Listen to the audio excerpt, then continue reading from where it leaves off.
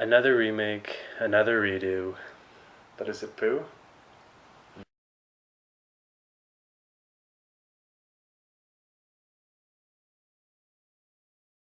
Ghost Rider, and we're going to start this one off doing a review of the old one, waiting for the new one coming out in 2012.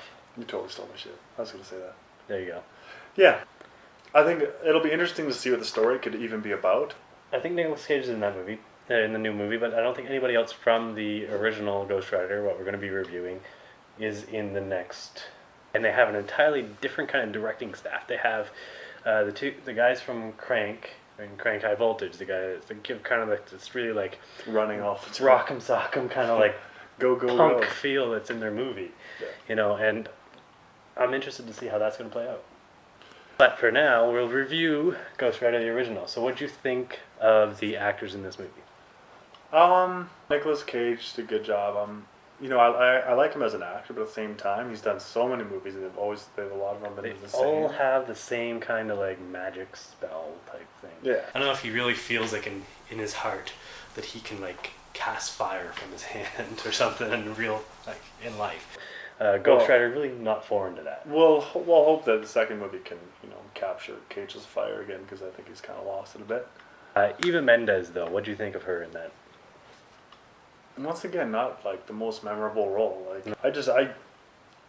there was nothing to draw me. There was no fire. When you watch a movie, and an actor and actress can just like you're caught up with their role. And I don't know. I think because you started out with a young character, went to an older character, and the younger Eva Mendes was hotter than the. Well, it's because she's younger, and you're younger, you're baby face. But I'm not a big Eva Mendes fan though. The romantic connection that was there. Personally, I don't feel Ghost Rider really needs that much of a romantic connection. I just really wanted to see fights or action. But there was an attempt to put some romance in there, really hard die strings in that. They had How'd to. you feel? They had to. How I don't feel Eva Mendes actually put any effort into a love connection in this movie. And how I feel like it was all Nicolas Cage just being interested. Yeah, I have to agree a bit. Yeah, to an extent, you agree? So it's missing. There's a void there for me. So that part was lost on me, and I think that's a major point of the movie. And I feel like that's like a huge chunk of the movie just like gone. Well, it started, and then all of a sudden, boom! He's all of a sudden an adult, right? I thought the story was kind of anticlimactic.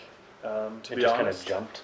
Yeah, and I think all of a sudden it's over. Like when you get to the end of the movie, right? It's like it doesn't really go anywhere.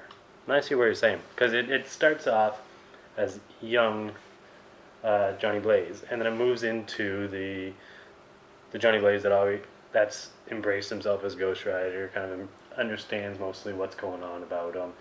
You don't really see that middle phase of like teenagehood or whatever, that when he's like trying to figure out, I can cast fire, or, I become this thing. But I think you're wrong, because he's reading the books. Before, he gets his power, I guess you could put it that way, he's been reading those books, right? He feels something's going to happen. So you're saying, oh, you didn't see the fire. Well, maybe you wanted to see fire like the X-Men do, but at the same time, he's thinking about it. Is the animation in this movie, because I've been talking about a lot, the fire, he can use fire, manipulate fire, but there's also, his bike gets animated in this movie. The one thing I did notice is when he goes up on the building, he's driving towards the building, and then they change the camera view, and I totally thought that was like totally cheating. You're like, oh, we don't want to have to animate how that's going to work, right? All of a sudden you got like this first person view. And certain parts I liked with the flame, like flames out of his hands, I thought was good. It looked pretty real, like the flames around his hands, especially like when the lighter's lit up and then the flame goes towards him. I thought that looked really good. The biggest sticky point for me was the flaming around his head and stuff, right? What was going on here? Yeah. Kind of a little bit lackluster. Yeah. I think to myself, just his skull. And that's the word of the day. SKU. Wait, yes, that's it. Skull with an all at the end with the ULL.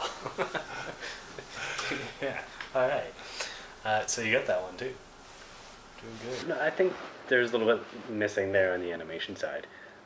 Especially where we are with technology. When that movie was made, they had some good stuff out there. I think they could have made yeah, the flames look, The budget was low on the animation.